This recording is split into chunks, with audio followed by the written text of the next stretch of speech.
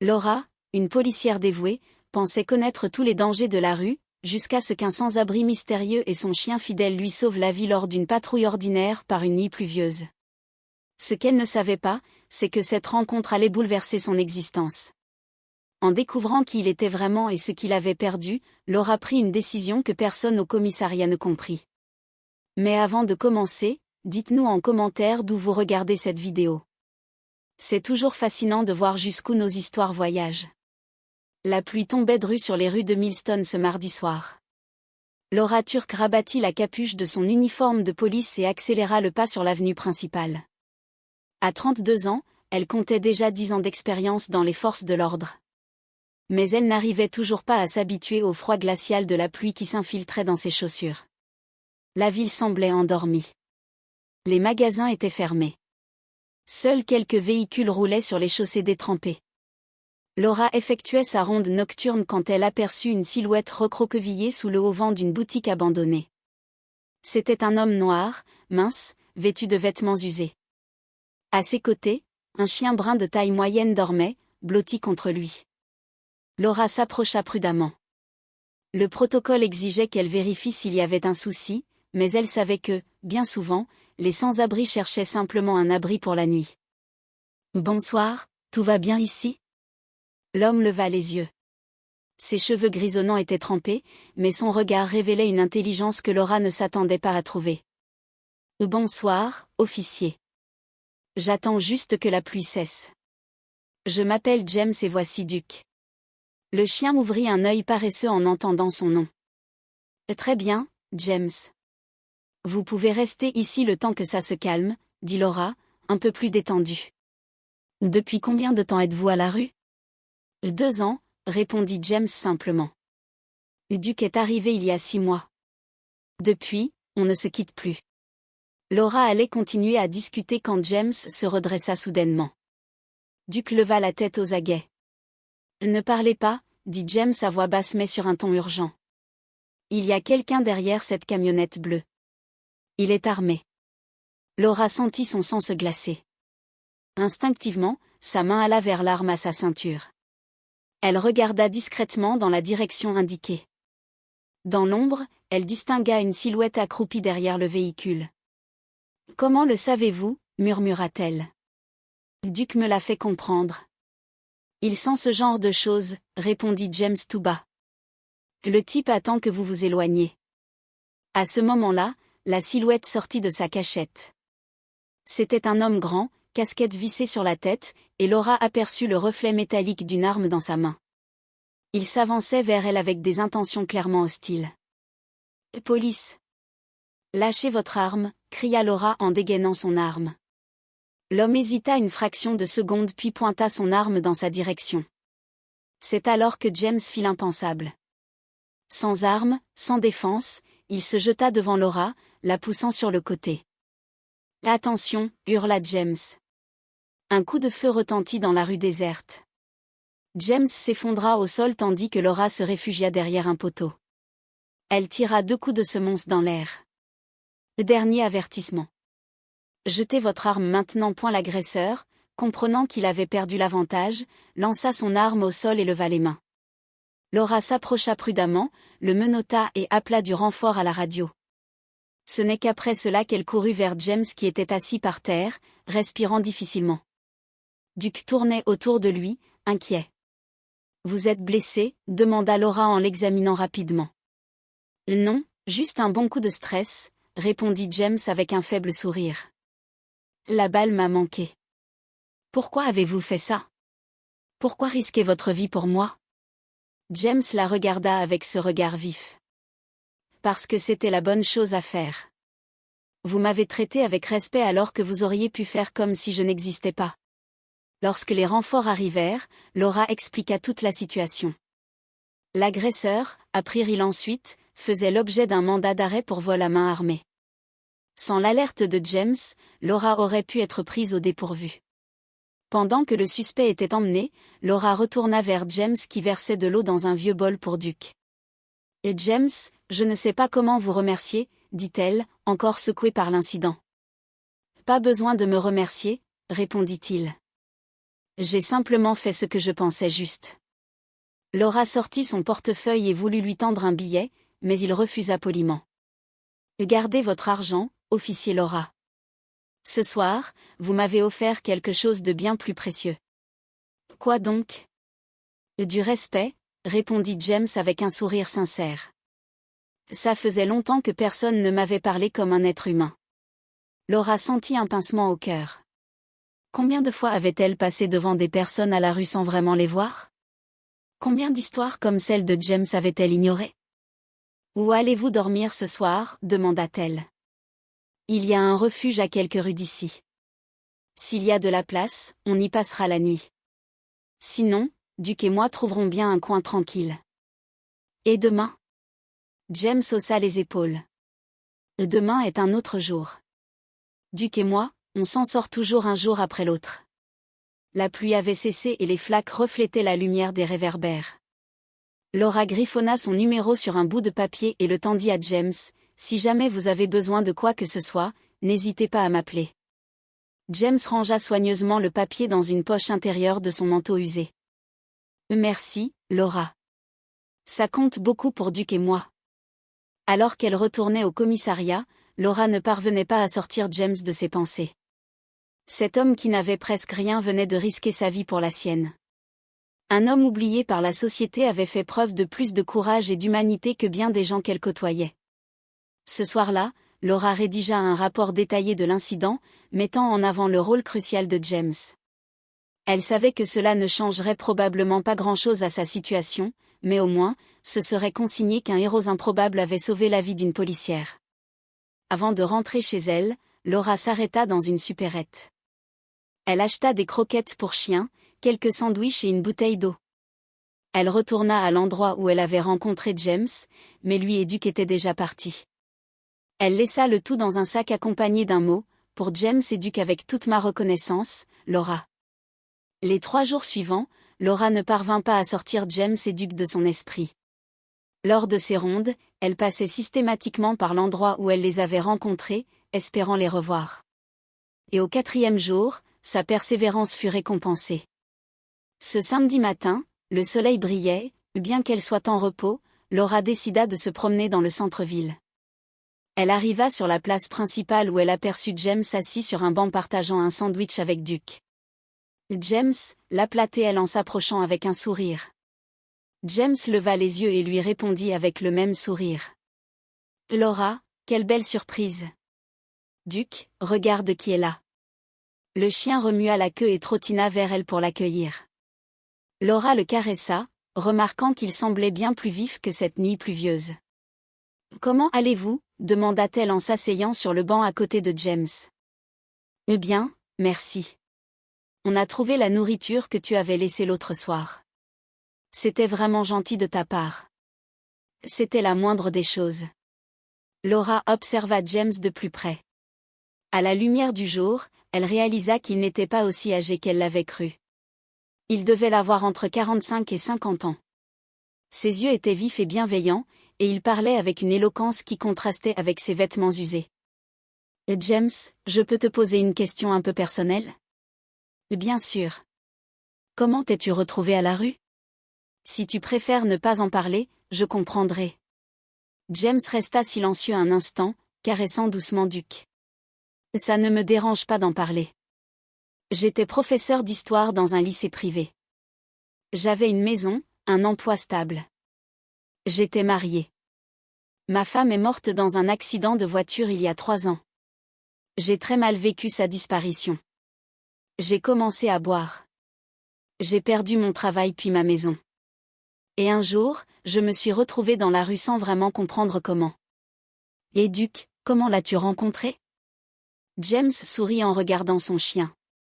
Duc est arrivé l'hiver dernier. Il était blessé, sûrement renversé par une voiture. Je me suis occupée de lui. On a partagé notre nourriture. Depuis, on ne se quitte plus. Il est plus intelligent que bien des gens que j'ai rencontrés. Laura fut touchée par la sincérité de James. As-tu déjà pensé à recommencer à zéro, chercher du travail? Oui, j'ai essayé plusieurs fois. Mais quand tu n'as pas d'adresse, pas de vêtements propres, les portes se ferment vite, et au bout d'un moment, tu t'habitues à devenir invisible. C'est ça. Quand tu vis dans la rue, les gens arrêtent de te voir comme un être humain. Tu deviens une partie du décor urbain, comme un lampadaire ou une poubelle. On passe devant toi tous les jours sans te voir vraiment. Laura sentit sa gorge se nouer. Elle-même l'avait probablement fait à de nombreuses reprises. Mais toi, tu m'as vu cette nuit-là, continua James. Tu t'es arrêté? Tu m'as demandé si ça allait. Tu m'as traité avec respect. Ça a tout changé. Ils parlèrent plus d'une heure. James raconta son quotidien dans la rue, les dangers qu'il affrontait et comment Duke lui apportait un peu de réconfort. Laura, de son côté, parla de son travail, de son découragement face à la violence qu'elle côtoyait tous les jours. « Et tu sais ce qui m'impressionne le plus chez toi, James, dit Laura. Quoi donc? C'est que, malgré tout ce que tu as traversé, tu n'as pas perdu ta compassion. Tu as risqué ta vie pour sauver une inconnue. James secoua doucement la tête. La douleur ne doit pas nécessairement rendre une personne amère. Elle peut la rendre plus humaine si elle le choisit. Quand Laura lui fit ses adieux ce jour-là, elle lui promit de revenir, et elle tint sa promesse. Les week-ends suivants, elle trouvait toujours du temps pour passer voir James et Duke sur la place. Peu à peu, elle commença à leur apporter de petites choses, de la nourriture pour Duke, un livre dont James avait parlé, une couverture neuve quand le froid arriva. James la remerciait toujours mais ne demandait jamais rien. Un samedi matin, James l'interpella alors qu'ils étaient assis sur leur banc habituel. « Laura, je peux te poser une question? » « Bien sûr. » « Pourquoi continues-tu à venir me voir? » « Pas que ça me dérange, au contraire, mais tu dois avoir mieux à faire de tes week-ends. » Laura prit un moment pour réfléchir. « Parce que tu m'enseignes des choses sur le courage, la dignité et ce qui compte vraiment dans la vie. Et parce que tu es devenu mon ami. » James sourit. « Toi aussi, tu es devenu mon ami. Ça faisait longtemps que je n'avais pas eu une vraie amie. » C'est à ce moment-là que Laura réalisa combien sa vie avait changé. Ces discussions avec James étaient devenues l'un des meilleurs moments de sa semaine. Il avait une vision unique de la vie, une sagesse née de la perte et de la résilience. « James, as-tu déjà pensé à écrire ce que tu vis? » Écrire? Oui. Tes histoires, tes réflexions. Tu as beaucoup à dire sur la vie, sur la société. Les gens ont besoin d'entendre ça. James eut un petit rire. Qui voudrait lire ce qu'un sans-abri a à dire? Moi, je le lirai. Et je suis sûre que beaucoup d'autres aussi. Cet après-midi-là, Laura lui apporta un carnet et quelques stylos. Un cadeau, dit-elle, pour que tu puisses mettre tes pensées sur le papier si l'envie te prend. James accepta le carnet, les larmes aux yeux. Merci, Laura. Personne n'a jamais cru en moi comme toi. Je crois en toi parce que je te connais. Tu es l'une des personnes les plus intelligentes et les plus sensées que j'ai rencontrées. Au fil des semaines, leur amitié se renforça. Laura emmena même James et Duke déjeuner dans de petits restaurants le week-end. Au début, James se sentait mal à l'aise, mais Laura l'aidait à se sentir à sa place. « Les gens nous regardent, murmura-t-il un jour, gêné. « Qu'ils regardent, tu as autant ta place ici que n'importe qui. » Duke les accompagnait toujours, calme et discret. Il était devenu le symbole de la loyauté et de l'amour inconditionnel que Laura admirait tant dans ce duo. Un jour, James montra à Laura quelques pages de son carnet. C'étaient des réflexions profondes sur la nature humaine, l'importance de la compassion et la manière dont la société traite ses membres les plus vulnérables. « James, c'est magnifique, » dit Laura après avoir lu. « Tu devrais vraiment envisager de publier ça. » Tu le penses vraiment? J'en suis convaincue. Tes mots peuvent toucher beaucoup de vies. La mienne, en tout cas, ils l'ont touchée. La relation entre Laura et James était devenue quelque chose de précieux. Elle avait trouvé en lui un véritable ami, quelqu'un qui la poussait à devenir meilleur. Et James avait trouvé en Laura une personne qui le voyait pour ce qu'il était réellement, un homme de valeur, digne de respect. Quant à Duke, il restait le lien entre leurs deux mondes. Ce chien ne faisait pas de distinction entre la policière et le sans-abri. Pour lui, Laura et James étaient tout simplement les deux êtres qu'il aimait le plus. 2 semaines après le début de cette amitié improbable, Laura reçut un appel urgent alors qu'elle était en congé. Une fillette de 7 ans avait disparu en plein centre-ville. Sophia s'était éloignée de sa mère lors d'une promenade sur la place principale. Laura s'habilla en hâte et se précipita pour rejoindre les équipes de recherche. À son arrivée, des dizaines de policiers, pompiers et bénévoles fouillaient les environs à la recherche de l'enfant. La mère de Sophia était en état de choc, en larmes, criant le nom de sa fille. « Depuis combien de temps a-t-elle disparu ?» demanda Laura au sergent en charge. 2 heures, on a fouillé toute la place, les boutiques aux alentours, les immeubles, rien. Immédiatement, Laura pensa à James. Il connaissait les rues mieux que personne, savait instinctivement où une enfant perdue pourrait aller. Elle scruta les environs et le trouva en retrait, observant la scène avec Duke à ses pieds. « James, j'ai besoin de toi », dit-elle en courant vers lui. « Qu'est-ce qui se passe ? » « Une petite fille a disparu. Est-ce que vous pouvez nous aider à la chercher ?» James n'hésita pas une seconde. « Bien sûr. Duke est très doué pour retrouver des gens. À quoi ressemble-t-elle ?» Laura lui montra une photo de Sophia sur son téléphone, cheveux châtains, un sweat rose et des baskets blanches. James s'agenouilla près de Duke et lui montra la photo. « Duke, on doit retrouver cette petite fille. Tu peux nous aider ?» Le chien renifla l'écran, leva le museau puis sembla capter une odeur. « Il suit une piste, » dit James. « Là, allons-y. » Laura, James et Duke quittèrent la foule pour suivre le chien dans les rues adjacentes. Duke avançait avec détermination, s'arrêtant de temps à autre pour flairer l'air, puis repartant de plus belle. Après 20 minutes de marche, Duke les mena jusqu'à une aire de jeux abandonnée à 2 pâtés de maisons de la place. L'endroit, entouré d'une petite clôture, était parsemé de jeux rouillés et d'herbes hautes. « Pourquoi serait-elle venue ici ?» demanda Laura. « Les enfants perdus cherchent des endroits qui leur semblent familiers ou réconfortants », répondit James. Même abandonné, un parc peut sembler rassurant à une petite fille effrayée. Duke se mit à aboyer doucement en fixant une maisonnette de jeu au centre du parc. Laura et James s'en approchèrent avec prudence. « Sophia », appela Laura d'une voix douce. « C'est la police. Ta maman te cherche. » Un léger sanglot se fit entendre à l'intérieur. Laura se pencha pour regarder par la petite fenêtre. Là, recroquevillée dans un coin, Sophia, les yeux rouges de larmes. « Bonjour, Sophia, je m'appelle Laura et voici mon ami James. On est venu te ramener auprès de ta maman. » La fillette regarda Laura avec méfiance, puis aperçut Duke qui avait passé sa tête par la fenêtre. Ses yeux s'illuminèrent. « Il est trop beau, ton chien, » dit-elle d'une voix tremblante. « C'est Duke, » dit James doucement. « Il t'a cherché parce qu'il est très malin. Tu veux le caresser ?» Sophia sortit lentement de la maisonnette et s'approcha de Duke qui resta parfaitement calme pendant qu'elle lui caressait la tête. « Et tu as eu peur ?» demanda Laura en s'agenouillant à sa hauteur. Sophia hocha la tête. « Je me suis perdue et je ne savais plus comment rentrer. »« Ne t'inquiète pas, on va te ramener chez ta maman maintenant, » dit James. « Duke viendra avec nous pour s'assurer que tout va bien. » Laura prévint par radio qu'ils avaient retrouvé Sophia. En attendant la voiture de patrouille, James raconta des histoires rigolotes sur Duke pour distraire la fillette. « Duke a déjà sauvé un chat coincé dans un arbre », inventa James. « Il a tellement aboyé qu'un pompier est venu le chercher. » Sophia rit, de plus en plus détendue. « C'est un chien super-héros. » « Oui, » répondit Laura en jetant un regard complice à James. « Et James aussi est un héros. » Quand ils revinrent sur la place, la mère de Sophia accourut, les larmes aux yeux, et serra sa fille dans ses bras.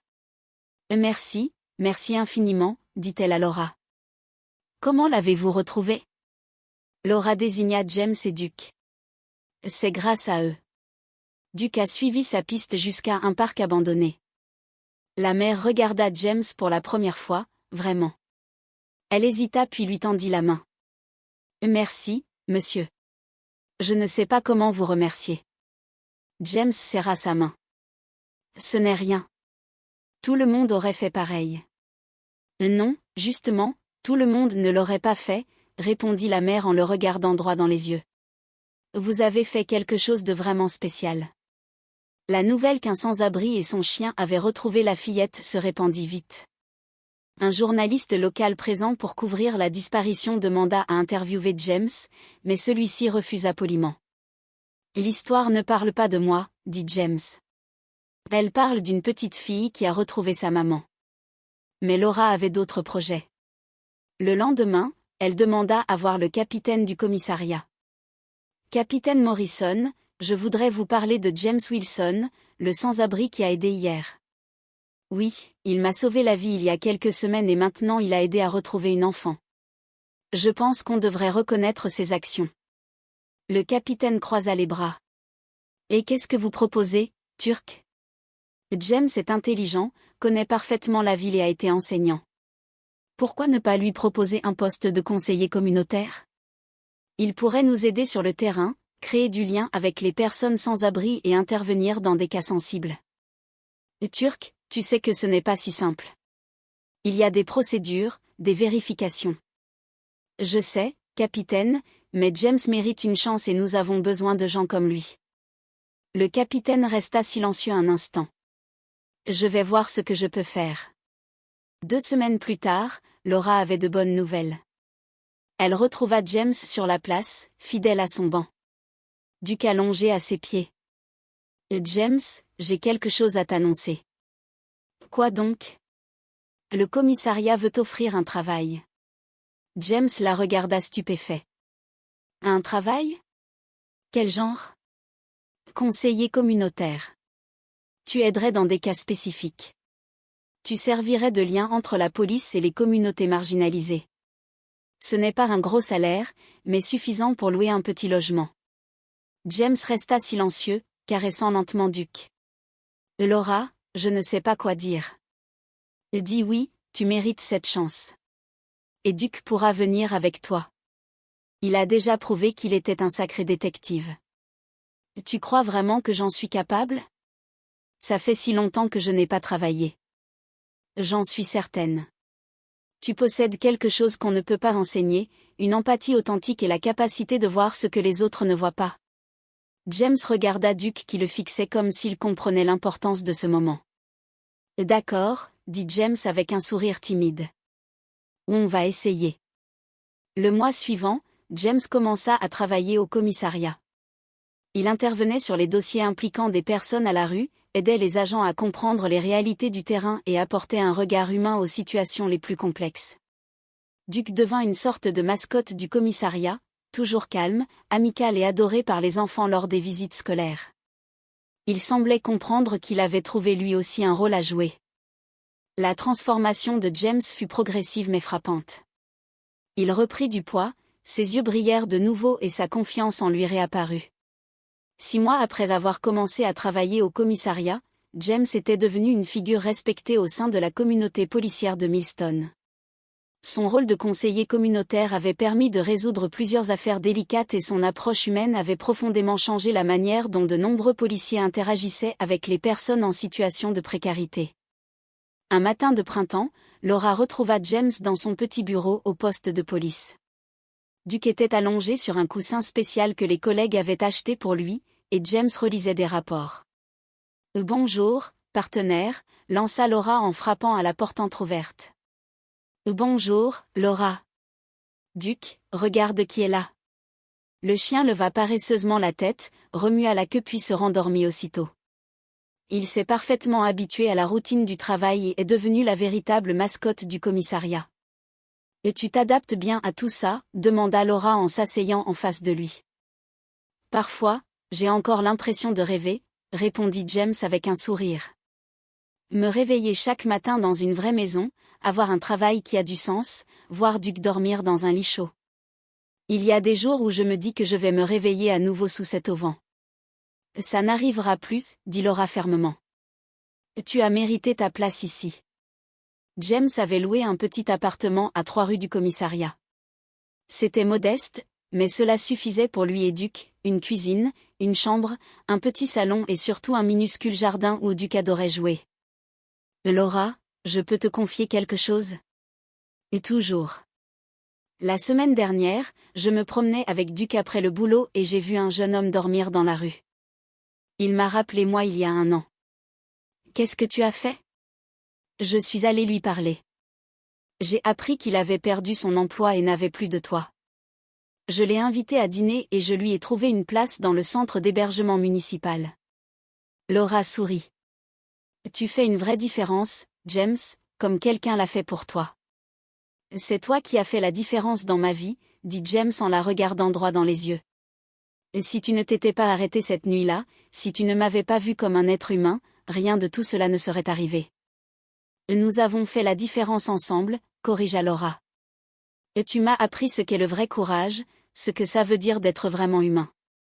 Au fil des mois, Laura avait compris que ses sentiments envers James étaient allés au-delà de l'amitié. Il était devenu l'une des personnes les plus importantes de sa vie, quelqu'un à qui elle confiait ses doutes, ses rêves, ses espoirs.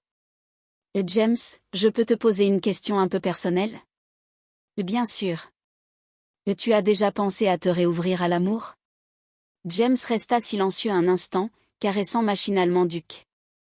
Pendant longtemps, j'ai cru que cette partie de ma vie était derrière moi, que je ne pourrais plus aimer ni être aimé. Et aujourd'hui, je pense que l'amour peut parfois surgir là où on ne l'attend pas. Il la regarda avec une expression difficile à déchiffrer. Ce même après-midi, James reçut un appel qui allait encore une fois bouleverser sa vie. C'était un éditeur d'une petite maison d'édition locale. Quelqu'un lui avait transmis quelques pages du carnet que Laura lui avait offert. Monsieur Wilson, j'aimerais discuter avec vous d'un projet de publication. James n'en croyait pas ses oreilles. Ses écrits sur la vie dans la rue, ses réflexions sur la nature humaine avaient profondément touché l'éditeur. Il y a un public pour ce genre de témoignages, expliqua-t-il lors d'un rendez-vous. Des histoires vraies, une perspective humaine est rare sur notre société. Ce que vous avez à dire mérite d'être entendu. Mois plus tard, le livre invisible, Réflexions d'un homme des marges fut publié. Le succès fut d'abord local puis régional. James commença à recevoir des invitations pour parler dans des écoles, des universités, des associations. Jamais je n'aurais cru que mes mots intéresseraient qui que ce soit, confia-t-il à Laura le soir du lancement dans une librairie de Millstone. J'ai toujours su que tes mots étaient puissants, répondit-elle fièrement. Tu sais révéler l'humanité là où d'autres ne voient qu'un problème. La soirée de lancement fut un moment d'émotion intense. Des policiers, des habitants de la ville et même des personnes sans abri qui l'avaient aidé étaient venus le soutenir. Duc se promenait parmi les invités, recevant caresses et sourires. Lors de son discours, James regarda l'assistance puis fixa Laura assise au premier rang. Ce livre existe grâce à beaucoup de personnes, mais surtout grâce à une femme qui m'a vue alors que j'étais invisible. Laura Turk m'a montré que chacun mérite une seconde chance, une opportunité de recommencer. Après la fête, Laura et James marchèrent lentement dans les rues calmes de Millstone, accompagnés de Duc. Le ciel était dégagé, les étoiles scintillaient. James, je dois te dire quelque chose, dit Laura en s'arrêtant sur la place où leur amitié avait commencé. Quoi donc? Je suis tombée amoureuse de toi. James la regarda surpris, mais ce n'était pas une mauvaise surprise. Laura, je sais que ça peut sembler compliqué, avec nos mondes très différents. Mais James l'interrompit en posant doucement sa main sur sa joue. Laura, moi aussi je suis tombé amoureux de toi. Je ne savais pas si je devais te le dire, si j'avais le droit de ressentir ça. Et pourquoi pas? Parce que tu m'as sauvée. Tu m'as donné une nouvelle vie. J'avais peur que mes sentiments ne soient qu'une forme de reconnaissance. Laura prit sa main dans la sienne, la gardant contre sa joue. Et ce n'est pas le cas. Non, c'est bien plus que ça. C'est de l'amour véritable. Tu m'as appris à rêver à nouveau, à croire que je méritais d'être heureux. Ils s'embrassèrent là, sur cette place où tout avait commencé. Duc les regardait, remuant la queue comme s'il comprenait que ce moment comptait plus que tous les autres. Un an plus tard, Laura et James se marièrent lors d'une cérémonie simple sur la même place. Duc fut le porteur d'alliances officielles, les anneaux attachés à un ruban bleu autour de son cou. La cérémonie était modeste mais pleine d'amour et de sens. James continua à travailler au commissariat et à écrire. Son deuxième livre, Une seconde chance, Comment l'amour transforme nos vies, connut encore plus de succès que le premier. Il reversait une partie de ses revenus à un projet social qu'il avait fondé pour aider les personnes sans abri à retrouver un emploi et un logement. Laura fut promue au grade de sergente et prit la tête d'un programme communautaire que James avait contribué à créer. 9 mois plus tard naquit Miguel Turk Wilson. Dès le premier jour, Duke se fit son protecteur. Il dormait près du berceau et alertait Laura et James à chaque besoin du bébé. James écrivit dans son journal ce soir-là, « Aujourd'hui, j'ai tenu mon fils dans mes bras et j'ai pensé à quel point la vie pouvait être surprenante. Il y a 3 ans, je n'avais rien d'autre que Duke et une vieille couverture. Aujourd'hui, j'ai une famille, un foyer, une raison d'exister. Toute la douleur du passé en valait la peine pour arriver jusqu'ici. » L'histoire de Laura, James et Duke dépassa vite les frontières de Millstone. Ils reçurent des invitations pour partager leurs témoignages dans des émissions télévisées, mais les refusèrent systématiquement. « Notre histoire ne parle pas de nous », disait toujours James. Elle montre simplement que tout le monde mérite une seconde chance, que l'amour peut naître là où on s'y attend le moins et que ceux qui ont le moins sont parfois ceux qui donnent le plus. Des années plus tard, alors que Miguel était à l'école et que Duke était devenu un vieux chien au museau grisonnant, la famille restait unie et forte. James était désormais directeur du programme social qu'il avait fondé, Laura, capitaine de police. Et Duke ? Eh bien, Duke restait Duke, loyal, courageux et débordant d'amour. Un dimanche après-midi, ils revinrent sur la place où tout avait commencé. Miguel jouait pendant que Duke le surveillait d'un œil attentif.